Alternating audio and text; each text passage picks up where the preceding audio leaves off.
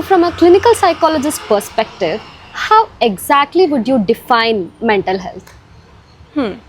Mental health by definition would mean that it is a state of functioning that enables a person to cope well with everyday stressors of life, to realize their true potential, to learn well, work well, and to be able to contribute in the society. Okay. Now, when we are defining mental health, we focus on 2-3 main things. That mental health is not absence of diseases, Okay. but it is presence of positive functioning.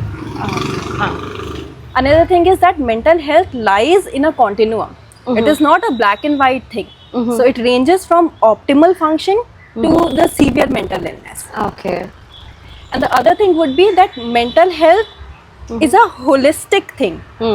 So it is multimodal, multidimensional. So what are the dimensions that we can see in mental health? Dimensions would be something like emotional well-being, which focuses on regulating your own emotions and understanding other person's emotions. Okay.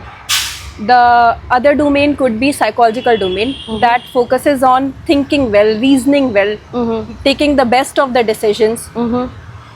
Something other could be the social domain of it, which involves the interpersonal relationships, the sense of belonging, having empathy for the person, having communication. Then another domain that is in the definition is the occupational functioning. Okay. That is the ability to contribute in the society, to work well, to be able to come to one's true potential.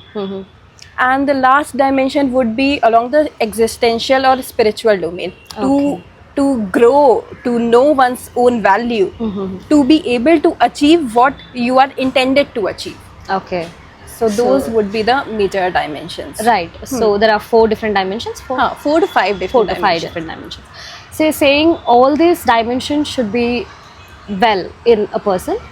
No, it's not like all of these dimensions should be well, but yes, most of these dimensions are related to each other. Okay. And another important dimension, that is physical health, is also related. Okay, so you're saying physical health and mental health are correlated. Yes. Okay. It is a interplay of both the health that defines the true functioning of the person. That would help us understand that the person is in the best of the capacity to deal with the everyday life. So oftentimes what we see is that we say sound mind resides in sound body, as if these are contingencies.